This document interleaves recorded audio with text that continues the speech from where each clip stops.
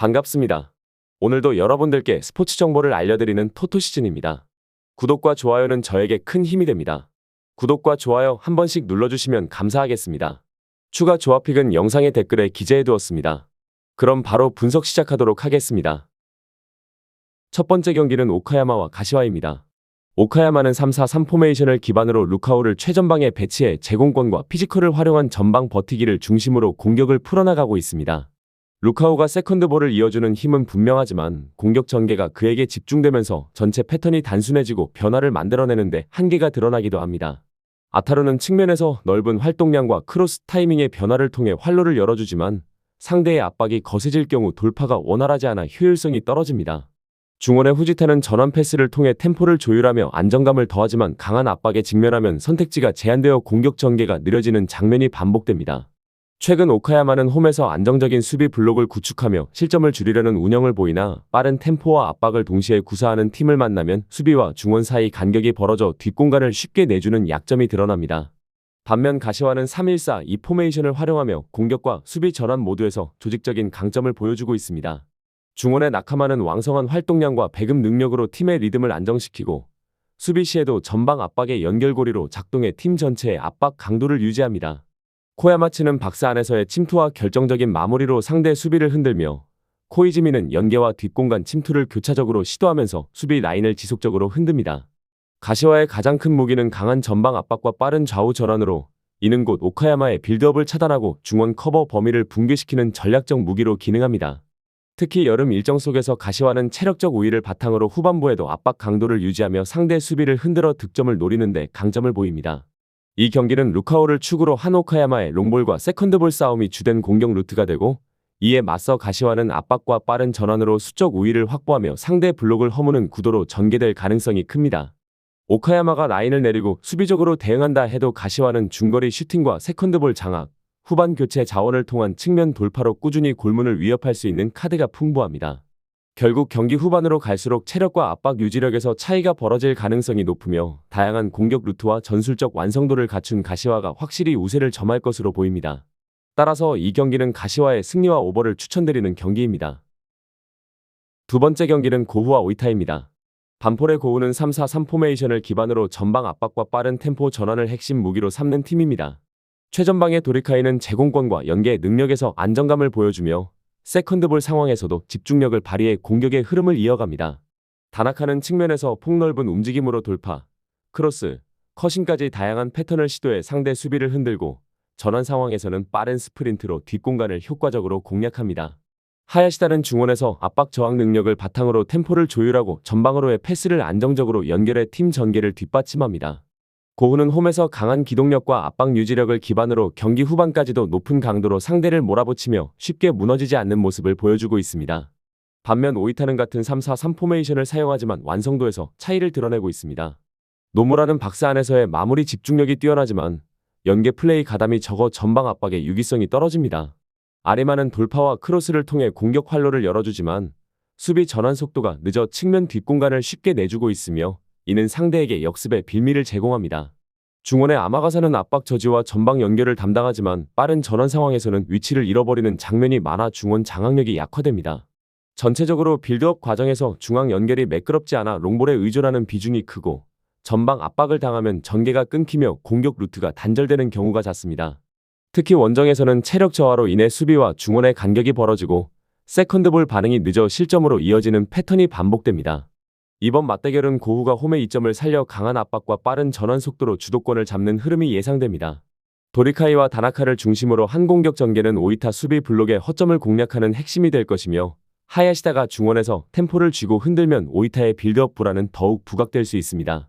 오이타가 전반에는 수비적으로 버티며 균형을 유지할 수 있겠지만 후반으로 갈수록 체력 저하와 함께 간격이 벌어지고 고후의 끊임없는 압박과 중앙 침투 패턴에 의해 실점을 허용할 가능성이 큽니다. 특히 경기 막판에도 강한 압박을 유지할 수 있는 고후의 운영 특성은 오이타의 불안정한 후반과 빌드업 한계를 결정적으로 흔들 수 있는 요소가 됩니다. 전반은 다소 팽팽할 수 있으나 후반으로 갈수록 차이가 벌어지며 결과적으로 승부는 고후 쪽으로 기울 것으로 보입니다. 따라서 이 경기는 반폴의 고후의 승리와 언더를 추천드리는 경기입니다. 세 번째 경기는 에이메와 오미야입니다. A맨은 3-4-3 포메이션을 유지하고 있지만 경기 운영에서 여러 불안 요소가 드러나고 있습니다. 전방의 무라카미는 제공권 경합과 압박에서 적극성을 보이며 팀의 1차 저지선 역할을 수행하지만 속도와 침투 움직임이 부족해 상대 수비를 흔드는 데 한계가 있습니다. 좌측의 사토는 연계와 크로스로 공격의 활기를 불어넣으나 수비 전환 시 복귀 타이밍이 늦어 측면 뒷공간을 자주 열어주고 있으며 이는 곧 역습의 빌미로 작용합니다. 중원의 후카자와는 전방향 패스를 시도하며 전개를 주도하지만 강한 압박을 받으면 무리하지 않고 안전한 선택에 치우쳐 공격 템포가 끊기는 장면이 잦습니다. 최근 경기에서는 수비 라인을 지나치게 내리면서 전방과의 간격이 벌어져 중원과 최전방의 연결이 단절되는 문제가 반복되고 있고 윙백이 전진했을 때 뒷공간 커버가 원활하지 않아 빠른 전환을 구사하는 팀을 상대로 실점이 잦은 모습입니다. 반대로 오미아는 동일한 3-4-3 포메이션을 활용하면서도 훨씬 더 안정적이고 공격적인 흐름을 만들어갑니다. 곤잘레스는 제공권 장악과 연계 플레이를 동시에 수행하며 박스 안에서의 집중력 있는 마무리로 높은 득점 효율을 자랑합니다. 카프리니는 폭발적인 스피드와 드리블 돌파로 측면에서 단숨에 수비 라인을 붕괴시키고 컷인 후 직접 슈팅까지 연결하며 팀 공격에 날카로운 무기를 제공합니다. 코즈마는 중원에서 압박과 볼 탈취를 주도하면서도 후방 빌드업과 전방 연결을 매끄럽게 이어가 팀의 공격 전환 속도를 유지시킵니다. 특히 오미아는 좌우 폭을 넓히며 상대 수비 블록을 흔들고 하프 스페이스로 파고드는 움직임을 통해 수적 우위를 만들어내는 전술적 완성도가 돋보입니다. 또한 경기 후반에도 압박 강도를 떨어뜨리지 않고 꾸준히 전방에서 빌드업을 차단하는 능력을 발휘하며 상대의 체력 저하를 이용해 실수를 득점으로 연결하는 힘을 갖추고 있습니다. 결국 이번 맞대결은 에이메가 단조로운 전개와 수비 뒷공간 불안으로 어려움을 겪는 반면 오미아는 곤잘레스와 카프리니를 중심으로 다채로운 공격 루트를 전개하며 경기 주도권을 가져가는 그림이 유력합니다. 에이메가 버티기에 나선다 해도 전환 속도에서 열세를 보이는 만큼 후반으로 갈수록 간격 붕괴가 심화될 가능성이 크고 오미아는 이를 놓치지 않고 마무리할 수 있는 자원을 충분히 보유하고 있습니다. 전술적 완성도와 공격 자원의 질적 차이를 감안하면 이 경기는 오미아의 승리와 오버를 추천드리는 경기입니다. 네 번째 경기는 사간도스와 나가사키입니다. 사간도스는 3-4-3 포메이션을 유지하며 전방에서부터 압박을 시도하지만 세부적인 전술 완성도와 조직력 측면에서 불안 요소가 자주 드러나는 팀입니다. 최전방의 야마다는 활발한 활동량을 바탕으로 압박의 강도를 유지하며 수비를 도와주지만 막상 박스 근처에서 마무리 단계에 이르면 슈팅 선택이 불안정해 득점 효율이 떨어집니다. 측면의 실브카는 빠른 스피드를 활용해 돌파와 공간 침투에서 위협적인 장면을 만들어내지만 수비 복귀 속도가 늦어 뒷공간을 자주 열어주고 이는 상대의 역습의 주요 통로로 작용합니다. 중원의 사쿠라이는 빌드업과 전환 과정에서 볼 배급을 맡고 있으나 강한 압박이 가해지면 패스 정확도가 떨어지고 전환 템포가 늦어져 흐름이 끊기는 모습이 반복됩니다. 후방 빌드업 역시 중앙 연결이 매끄럽지 못하고 전진 패스가 차단될 경우 수비 라인의 간격이 벌어지면서 조직력이 무너지는 장면이 자주 나오며 특히 빠른 전환과 측면 침투를 반복하는 팀을 상대로는 수비 라인이 통째로 끌려 올라가며 뒷공간이 크게 노출되는 문제를 안고 있습니다. 이에 반해 나가사키는 4-3-3 포메이션을 기반으로 공격과 수비 전환 모두에서 안정적인 구조를 보여주며 선수 개개인의 장점이 전술적으로 잘 결합된 팀입니다. 마테우스 제주스는 제공권에서 절대적인 우위를 점하고 있을 뿐만 아니라 박스 안에서의 집중력 있는 마무리와 빠른 세컨드볼 대응으로 팀 공격의 확실한 해결사 역할을 해내고 있습니다. 측면의 마르코스 길레르미는 폭넓은 움직임으로 수비수를 끌어내면서 크로스, 컷인, 연계까지 고루 시도하며 공격 루트를 다양하게 열어주는 다재다능함을 갖추고 있습니다. 중원의 마세야마는 템포 조율과 압박 회피에 능하며 전진 패스를 통해 탈압박 이후 공격으로의 전환을 빠르게 연결해 나가사키의 공격 템포를 한층 더 끌어올립니다. 이러한 특징은 상대가 압박을 시도하더라도 오히려 빠르게 압박을 벗겨낸 뒤 곧바로 전방으로 전환하며 수적 우위를 만들 수 있는 나가사키의 장점으로 이어집니다. 여기에 양측면의 침투와 빈번한 크로스 패턴을 통해 박스 안에서 여러 차례 마무리 기회를 창출하고 있으며 원정 경기에서도 압박 강도를 잃지 않고 상대의 빌드업을 초반부터 흔드는 안정감을 보여주고 있습니다. 따라서 이번 맞대결의 구도는 사간도스가 후방 빌드업의 불안정함과 수비 전환의 허점을 얼마나 줄일 수 있는지가 관건이지만 지금까지 보여준 경기 흐름을 보면 이를 극복하기 쉽지 않아 보입니다. 반대로 나가사키는 체력적 우위와 조직적인 압박 그리고 다양한 공격 루트를 통해 경기 전반을 안정적으로 운영할 수 있는 팀입니다. 특히 경기 후반으로 갈수록 사간도스의 라인 유지력이 급격히 떨어지는 반면 나가사키는 압박 강도를 그대로 유지하면서 오히려 공격 속도를 높여 결정적인 기회를 만들어낼 가능성이 높습니다. 전술적 완성도와 선수 개개인의 기량 그리고 경기 운영 능력에서 나가사키가 확실히 앞서 있으며 사간도스가 단기간에 이를 상쇄하기는 어렵습니다. 따라서 이 경기는 나가사키가 전반부터 주도권을 가져가며 후반에는 더욱 격차를 벌릴 가능성이 크고 다양한 공격 패턴을 통해 확실히 경기를 마무리할 수 있을 것으로 전망됩니다. 종합적으로 나가사키의 승리와 오버를 추천드리는 경기입니다. 다섯 번째 경기는 김천상무와 FC서울입니다. 김천상무는 4-4-2 포메이션을 기반으로 높은 활동량과 전방 압박을 무기로 삼지만 경기 운영의 단조로움과 선수 개개인의 기복이 뚜렷하게 나타납니다. 박상혁은 전방에서 활발히 움직이며 압박과 침투에 기여하지만 결정적인 순간 슈팅 정확도가 떨어져 득점으로 이어지는 경우가 적습니다. 김승섭은 측면에서 돌파와 크로스를 적극적으로 시도하나 빠른 역습 전환 상황에서는 타이밍을 놓쳐 공격의 흐름을 끊기도 합니다. 중원의 이동경은 전진 패스를 통한 공격 전개 능력이 눈에 띄지만 상대가 압박 강도를 높일 경우 탈압박 성공률이 낮아지고 전환 템포가 느려지는 한계가 있습니다. 군팀 특성상 외국인 선수 자원이 없어 공격 패턴에서 변화를 만들기 어렵고 경기 후반으로 갈수록 체력 의존도가 커져 압박과 수비 조직력이 흔들리는 약점도 반복적으로 드러나고 있습니다. 특히 지난 맞대결에서 루카스를 막지 못해 결승골을 허용했던 전례가 있어 이번 경기에서도 측면 풀백인 최혜훈과 오인표가 루카스의 스피드와 돌파를 견제하는 데 어려움을 겪을 가능성이 큽니다. 반면 FC서울은 같은 4-4-2 포메이션을 가동하면서도 공격 자원의 질적 우위가 뚜렷합니다. 둑스는 강한 피지컬과 제공권 장악력을 바탕으로 전방에서 버티는 동시에 연계 플레이까지 소화하며 문전에서 꾸준히 위협을 가합니다. 루카스는 폭발적인 스피드와 방향 전환 능력을 통해 측면에서 풀백을 흔들고 컷백으로 결정적인 기회를 만들어내며 지난 맞대결에서 이미 김천 수비를 무너뜨린 경험이 있어 이번 경기에서도 핵심 변수가 될 수 있습니다. 안데르손은 측면에서 안쪽으로 치고 들어가 드리블과 슈팅으로 직접적인 위협을 가하며 루카스와의 시너지로 상대 수비 간격을 흔드는데 특화된 모습을 보입니다. 링가드, 문선민, 이한도의 결장은 아쉽지만 여전히 서울은 빠른 전환 속도와 폭발적인 측면 자원을 활용해 김천 수비에 큰 부담을 줄 수 있는 전술적 구성을 유지하고 있습니다.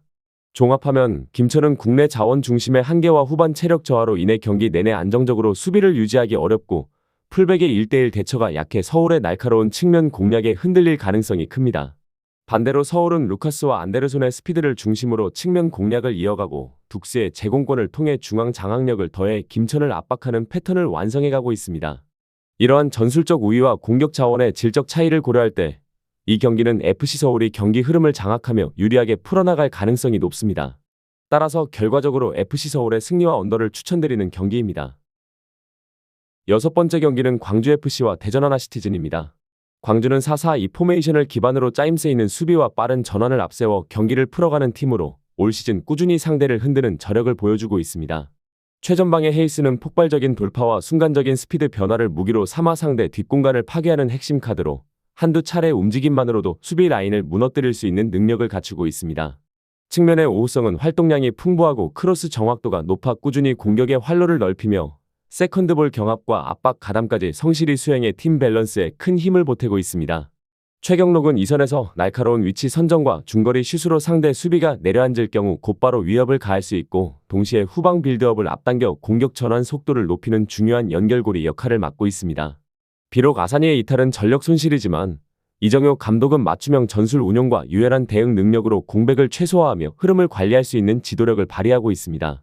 특히 홈에서의 광주는 관중의 응원을 등에 업고 템포를 높이며 후반으로 갈수록 경기의 주도권을 쥐는 힘이 강점으로 작용합니다.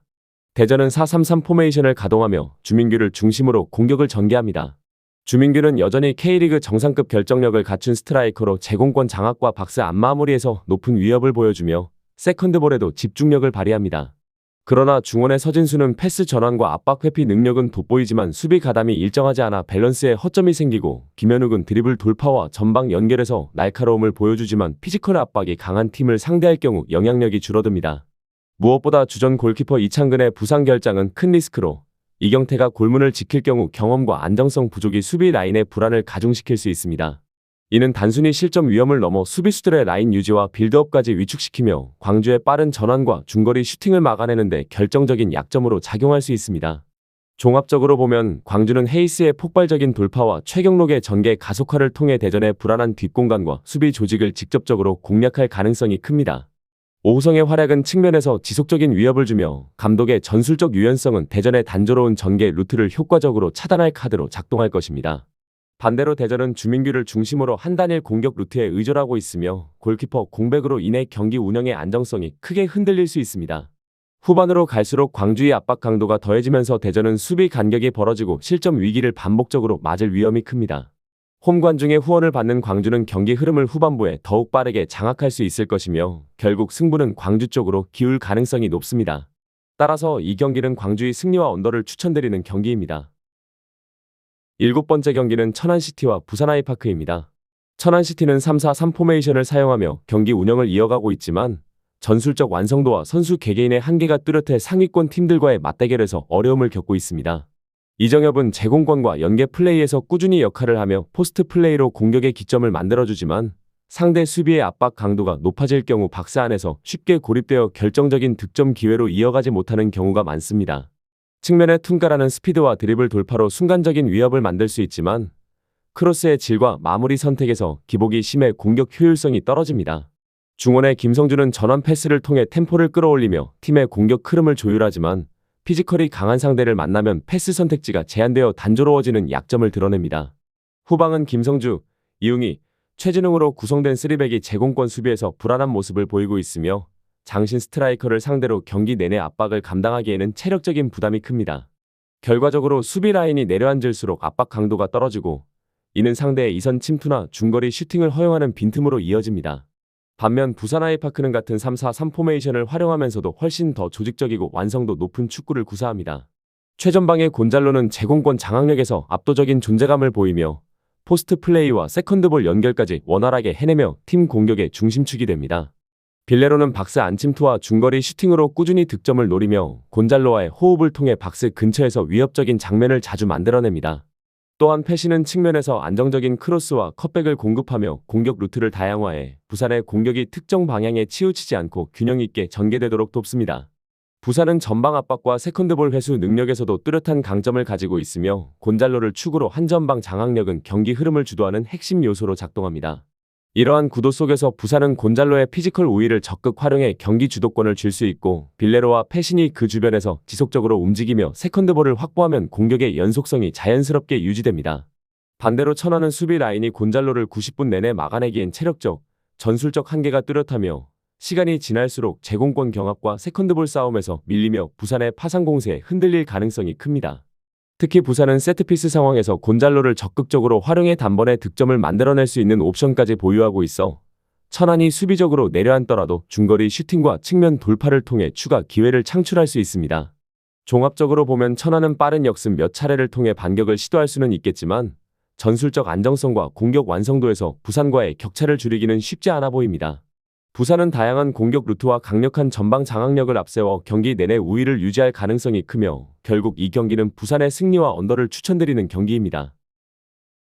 추가적인 조합을 원하신다면 구독과 좋아요를 눌러주시면 감사하겠습니다. 성공적인 수익에는 종종 운 이상의 것이 필요합니다. 정보에 입각한 성공적인 노림수가 필요합니다. 용어도 어렵고 혼자 쩔쩔매고 있었다면 지금 전문가의 도움을 받아보세요. 저희는 스포츠 정보와 분석글을 판매하지 않습니다. 스포츠를 좋아하는 모든 분들 즐기실 수 있게 무료 정보방을 운영 중입니다. 무료 정보방 참여는 영상 댓글을 참고해주세요. 오늘도 영상 시청해주셔서 감사합니다. 내일 또 다른 분석으로 찾아뵙겠습니다.